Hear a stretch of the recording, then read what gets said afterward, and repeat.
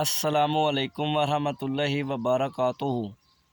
अल्लाह तबारक व तआला दे सोहने ते बबरकत नाम तो शुरू करना जिहड़ा तमाम जहाना दा मालक है। यारां हो बेलियां हो, की हाल है? अज दी कहानी, अज दा वाक़या इंज है कि हज़रत ईसा अलैहिस्सलाम दी नबुव्वत दौर दे विच ना एक इलाका ते उनदे विच एक धोबी आ ते ओह लोगां नूं बड़ा तंग करदा। लोग उनदे तो बड़ा तंग ते परेशान आए ते उस वक्त जितनियां भी बुराइयां आन ना, जेड़े भी बुरे कम्म हैं, उस धोबी दे विच शामिल आन ते उस इलाके दे जेड़े लोग ते आंढी गवांढी ने ना, ओह उस धोबी तो बड़ा परेशान ते बड़ा तंग है।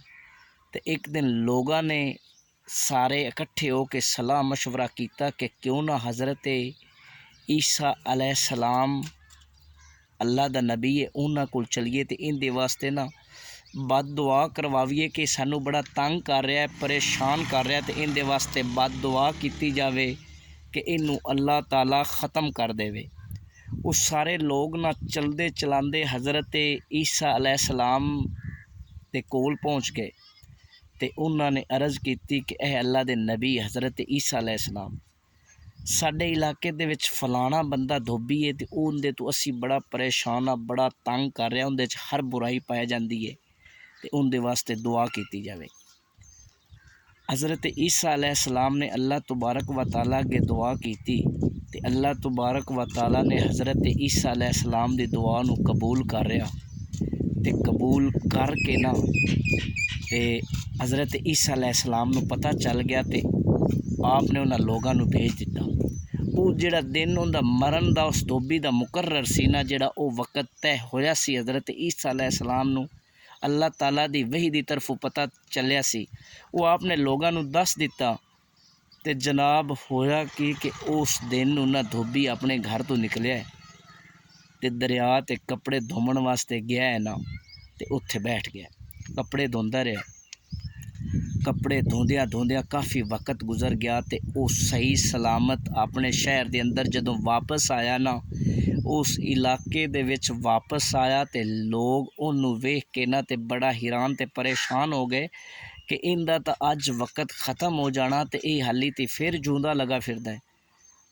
लोगों ने हज़रत ईसा अलैहिस्सलाम को गए ते अर्ज़ की भी वो बंदा तो हाली तक जिंदा है। हज़रत ईसा अलैहिस्सलाम ने उस धोबी नूं बुलाया ते उस धोबी नूं बुला के ना पूछा कि अज दे दिन तू की नेकी कीती है, केड़ा तू नेक काम कीता है, केड़ी केड़ी तेरी अच्छाई है जिंदी वजह तो तू जिंदा है। ते उस वक़्त जदों इतनी गल हज़रत ईसा अलैहिस्सलाम ने पूछी ना, ते धोबी ने जवाब दिता कि अज दे दिन दे विच ना एक अल्लाह दा फ़कीर आया है, एक बंदा फ़कीर आया ते उन्नू मैं 2 रोटियां दित्तियां ने, मेरे कोलों 2 रोटियां।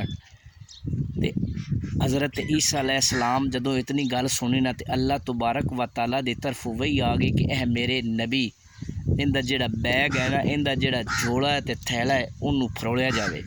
ते जदों अल्लाह दे नबी ने उस धोबी दे झोले ते उस गठड़ी नूं फरोलिया ना, ते विचों की वेखदे ने बड़ा वड्डा सप है, नाग है।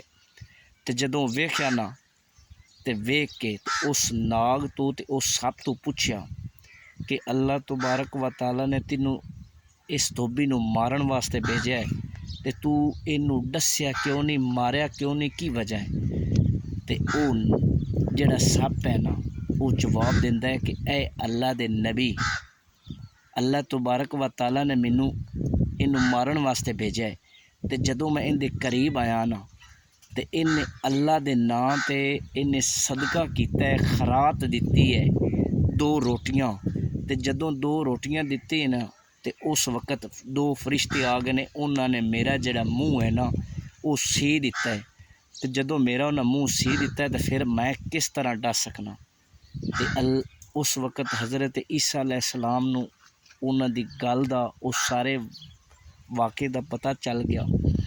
ते जदों वाक़े दा पता चल गया ना, ते दोस्तों यारो गल सुनाण दा मकसद ये है कि जिहड़ा सदका है ना, ये हर मुसीबत, हर दुख, हर परेशानी नूं दूर कर दिंदा है। बंदे दे हालात जिस तरह मर्जी हो जावन, अगर बंदा सदका करदा है ना तो अल्लाह तबारक व तआला जेड़े उन्दियां दुख ते परेशानियां नूं दूर हत्ता के आखिरी बड़ी गल मज़ेदार है, हत्ता के बंदे दा मरण दा टाइम भी मुकर्रर होवे ना, बंदे दा मरण दा टाइम भी मुकर्रर होवे ते बंदा सदका करे तो अल्लाह तबारक व तआला वो जेड़ा वक्त हुंदा है वो भी टाल दिंदा है। तो इस वास्ते दोस्तों अल्लाह तबारक व तआला दे नां ते खर्च किया करो, खैरात किया करो तो सदका दिता करो, इनका बड़ा अजर है। तो अल्लाह ताला मेरे दोस्तों तो यारां नूं खुश रखे। अल्लाह निगहबान।